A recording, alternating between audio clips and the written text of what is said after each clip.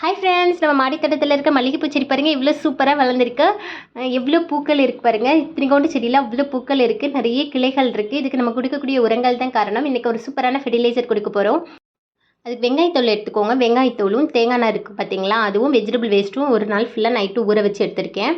அது மட்டும் இல்லாமல் தோசை மாவு இருக்குது இல்லையா, தோசை மாவு வந்து நல்லா புளிச்சது, ஒரு 10 நாள் கிட்ட நல்லா புளிச்சதை தண்ணியில் கலந்து எடுத்து வச்சுருக்கேன். இதை நம்ம அது கூட சேர்த்துடலாம். சேர்த்துட்டு இது ரெண்டுமே கலந்தாப்பில் நம்ம செடிக்கு கொடுக்குறப்ப செடி சூப்பராக வளரும். நிறைய தளிர்கள் வர ஆரம்பிக்கும். புதுசு புதுசாக நிறைய தளிர்கள் வரும். நம்ம எப்போவுமே கட் பண்ணி விட்டோன்னா நுனிக்கருகள் ப்ராப்ளம் வருது, நமக்கு வந்து தளிர்கள் வர ஆரம்பிக்குது. வந்துட்டு மறுபடியும் உடனே அது வந்து கருக ஆரம்பிச்சிடும். அப்படி கருகாமல் இருக்கிறதுக்கு இந்த புளிச்ச தோசை மாவு இருக்குது பார்த்தீங்களா, அது ரொம்பவே ஒரு சூப்பரான உரமாக இருக்கும். இந்த உரம் நம்ம கொடுக்கறதுனால அந்த நுனிக்கருகள் ப்ராப்ளம் எதுவுமே வராது. அப்படி வந்ததுன்னா கூட உங்களுக்கு சரியாயிடும். பாருங்கள், நம்ம செடி எல்லாமே சூப்பராக வளர்ந்துருக்கு. காய்கள்னா நிறைய வந்திருக்கு பாருங்கள். தக்காளி எல்லாமே நல்லா பழுத்துருச்சு. நம்ம வீட்டுக்கு தேவையாக இருக்கிறப்ப மட்டும் கட் பண்ணி எடுத்து நம்ம சமைச்சிக்கலாம். இந்த உரம் கொடுக்கறதுனால மண்ணோட வளம் வந்து ரொம்பவே நல்லாயிருக்கும். மண்புழுக்கள் வந்து அதிகமாகிறதுக்கு இது ரொம்பவே ஹெல்ப் பண்ணும். மண்புழுக்கள் அதிகமாகிறப்ப மண் வந்து நல்லா சாஃப்டாக இருக்கும். மண் நல்லா சாஃப்டாக இருந்துச்சுன்னா தான் வேர் வந்து நல்லா எல்லா இடமும் பரவி வரும். அப்போ தான் செடி நல்லா ஸ்ட்ராங்காகவும் இருக்கும். நிறைய தளிர்களும் வர ஆரம்பிக்கும். வெயில் காலத்தில் வந்து நம்ம செடிகளுக்கு 2 நேரம் எப்போவுமே தண்ணி குடிக்கணும். காலையில் வந்து ஒரு 10 மணிக்கெலாம் தண்ணி கொடுத்துடணும். ஈவினிங் வந்து 5லேருந்து 6 மணிக்குள்ளே நம்ம தண்ணி கொடுத்துடணும். அப்போ தான் செடி நல்லா வளரும். காலையில் நம்ம உரம் கொடுத்தோம் அப்படின்னா நைட்டு நம்ம சாதாரண தண்ணி கொடுத்தா போதும். அதுவே நம்ம சாயந்தரம் வந்து உரம் கொடுத்தோம்னா காலையில் நார்மலான தண்ணி கொடுத்தா போதும். ஏதாவது ஒரு நேரம் நம்ம உரம் கொடுத்தா போதும். ஆனால் எப்போவுமே வந்து டெய்லி நம்ம செடிகளுக்கு நல்ல ஒரு ஹெல்த்தியான உரம் கொடுங்க. அப்போ தான் நம்ம செடி நல்லா வளரும். வெறும் தண்ணி மட்டும் கொடுத்தோன்னா செடி வந்து ஸ்டார்டிங்கில் நல்லா வளர்ந்தாலுமே மண்ணோட வளம் வந்து குறைஞ்சதும் நமக்கு செடியோட வளர்ச்சி அப்படியே ஸ்டாப் ஆகிடும். பாருங்கள், நம்ம ரோஸ் செடி பாருங்கள் சூப்பராக மொட்டுக்கள் வந்திருக்கு. இதுக்கு நம்ம கொடுக்கக்கூடிய உரங்கள் தான் காரணம்.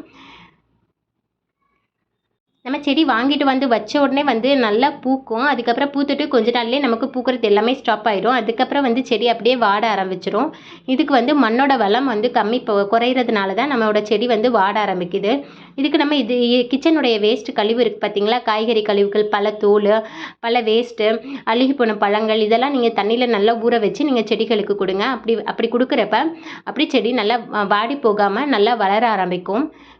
பாருங்கள், நம்ம செடியெல்லாம் இவ்வளோ சூப்பராக வளர்ந்துருக்கு. எப்போவுமே ரோஸ் செடியை வந்து காலை வெயில் படுற மாதிரி இடத்துல வைங்க. அப்போ தான் செடி நல்லா வளரும். அதிகமான வெயிலும் படக்கூடாது, வெயில் படாமையே இருக்கக்கூடாது. வெயில் படலை அப்படின்னாவுமே செடி வளரவே வளராது. அப்படியே கருகிக்கிட்டே போய் செடி வந்து வீணாயிடும். அதனால் நீங்கள் எப்போவுமே வெயில் படுற மாதிரி இடத்துல ரோஸ் செடி வைங்க. அப்போ தான் ரோஸ் செடி நல்லா பூக்கும். பாருங்கள், நம்ம தக்காளி செடியில் எவ்வளோ காய் இருக்குது, எவ்வளோ பழம் இருக்குது பாருங்கள். பார்க்கவே அவ்வளோ அழகாக இருக்குது. பட் இது எல்லாமே கீழே படர்ந்துருச்சு. ஆனால் இப்போவுமே நம்ம தக்காளி செடி வச்சோன்னா ஒரு குச்சி மாதிரி வச்சு மேலே ஏற்றி விடணும். நான் அது மாதிரி விட மறந்துட்டேன். எல்லா தக்காளி செடியுமே கீழே படர்ந்துருச்சு.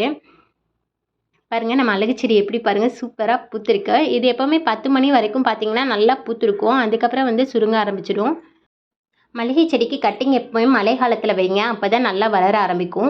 ஏன்னா இப்போ வந்து நம்ம கட்டிங் வச்சாலும் நம்ம வளர்ந்தாலுமே கூட அதுக்கப்புறமேட்டு வெயில் பட்டு அது இலைகள் எல்லாம் நல்லா கருக ஆரம்பிச்சிருது. அதனால மழை காலத்தில் மல்லிகைப்பூ கட்டிங் வைங்க. அப்போ தான் சூப்பராக வளரும்.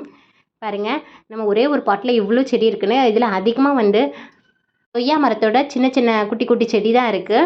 அப்புறம் புதினா செடி இருக்குது. பார்க்கவே அவ்வளோ அழகாக இருக்குது. ஒரு சின்ன பாட் தான், ஆனால் அதில் அவ்வளோ வந்திருக்கு. நம்ம இது கொஞ்சம் பெருசானதுக்கப்புறம் வேறு பாட்டில் மாற்றி வச்சுக்கலாம். இந்த வீடியோ உங்களுக்கு பிடிச்சிருந்துச்சுன்னா லைக் பண்ணுங்கள், ஷேர் பண்ணுங்கள், கமெண்ட் பண்ணுங்கள், சப்ஸ்கிரைப் பண்ணி பெல் ஐக்கானை கிளிக் பண்ணி ஆல் கொடுத்துக்கோங்க. தேங்க்யூ.